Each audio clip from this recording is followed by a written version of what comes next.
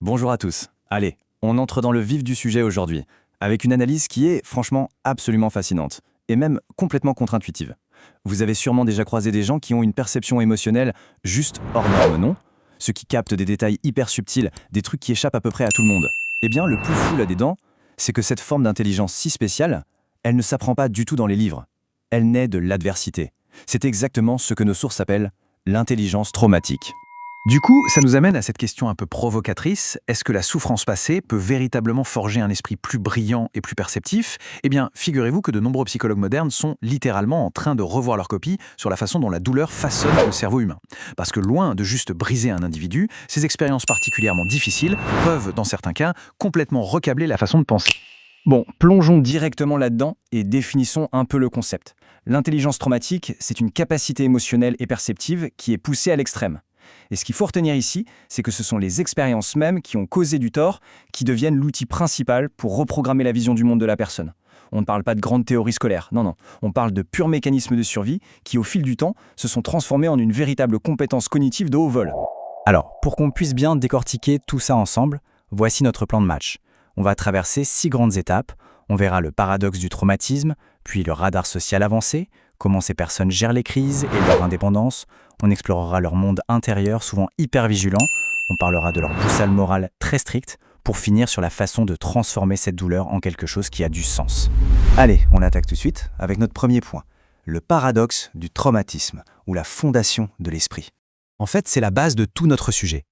Comment les pires épreuves peuvent-elles construire, presque par accident, des outils mentaux aussi puissants? Les experts ont repéré 10 signes cliniques distincts qui montrent qu'une personne possède cette capacité si mal comprise.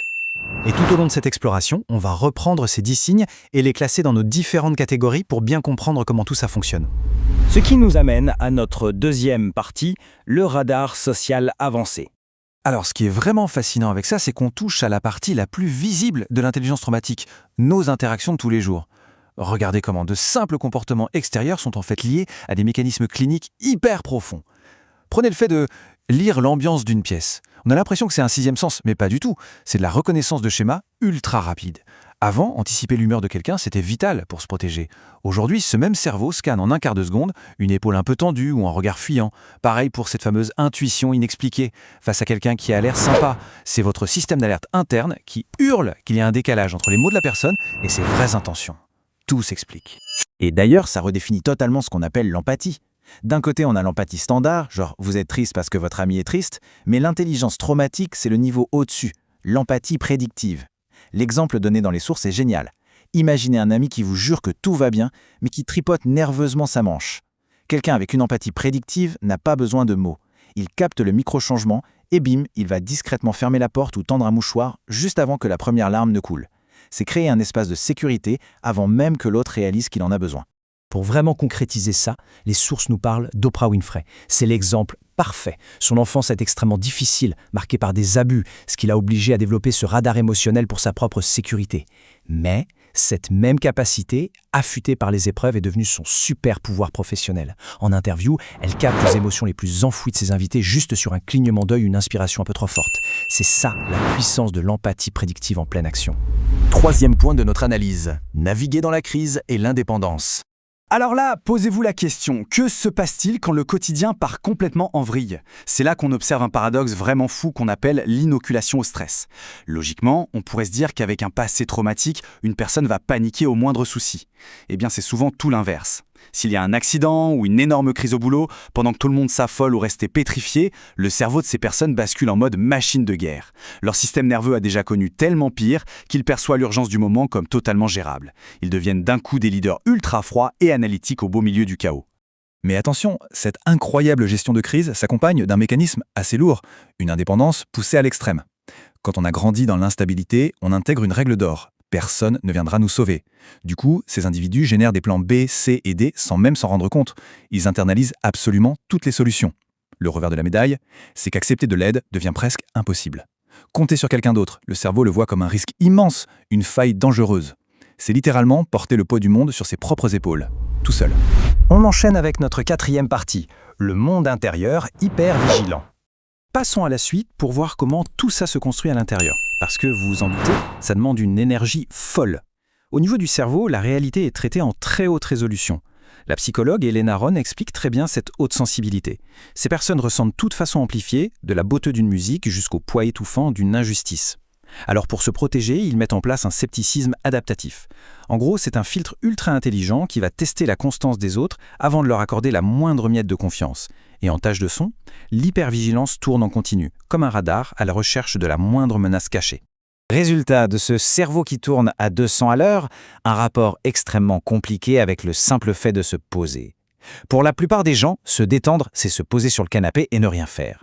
Mais avec un repos hyper vigilant, ne rien faire, c'est super inconfortable, ça génère de l'anxiété. Pourquoi? Parce que, historiquement dans leur vie, quand tout était calme et silencieux, c'était juste le calme avant la tempête. Le cerveau a donc associé la sécurité au fait d'être occupé et de tout contrôler. Réapprendre à se reposer sans se sentir en danger, c'est l'un des défis les plus colossaux pour eux. 5e étape de notre parcours, la boussole morale profonde. Ici, on touche à la vision du monde que ces personnes développent, et croyez-moi, elle est inébranlable. C'est ce qu'on appelle l'intelligence morale avancée. Quand vous avez survécu à de grandes injustices, ou vu vos proches souffrir sans rien pouvoir faire, fermer les yeux sur la cruauté devient, au sens strict, biologiquement impossible. Alors oui, souvent la société va leur dire « Oh, tu prends trop les choses à cœur ou t'es trop exigeant », mais ce n'est pas un défaut, c'est un instinct de protection hyper aiguisé. C'est un besoin viscéral d'authenticité et un refus total de laisser le monde être indifférent à la douleur. Et ça illustre brillamment l'histoire de certaines figures majeures, comme le psychiatre Viktor Frankl. Survivant des camps de concentration, il a vécu l'horreur absolue. Mais son intelligence traumatique ne l'a pas rendu cynique ou cruel. C'est tout l'inverse. Il s'en est servi pour alimenter une immense quête de sens. Il a transformé cette souffrance inimaginable en une réflexion magistrale sur notre capacité en tant qu'humain à choisir comment on répond à la douleur. Ce qui nous amène à notre toute dernière partie. De la douleur au sens.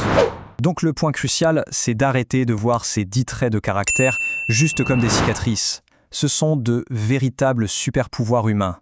Ces individus sont la preuve vivante qu'on peut s'adapter à tout. Ils ont pris des éclats de douleur pour s'en faire des lunettes qui voient le monde avec une clarté impressionnante. Nos sources le résument d'ailleurs magnifiquement bien, c'est avoir l'esprit analytique d'un détective, la compassion d'un guérisseur et la force de frappe d'un guerrier. Finalement, c'est devenir un phare pour les autres, tout simplement parce qu'ils connaissent déjà très très bien le chemin dans l'obscurité. Alors, pour terminer cette analyse, j'aimerais vous laisser sur cette réflexion. Au lieu de toujours voir les réactions liées au traumatisme comme un problème à régler, et si nos entreprises, nos amis, notre société dans son ensemble commençaient à valoriser cette incroyable intelligence perceptive? Transformer le pire de ce qu'on peut vivre en une empathie et une capacité d'analyse hors norme, c'est un véritable tour de force. Et ça mérite d'être célébré. Un grand merci d'avoir suivi cette exploration aujourd'hui. J'espère que ça vous a donné un éclairage totalement nouveau sur la résilience. Prenez soin de vous et à très vite pour un nouveau sujet.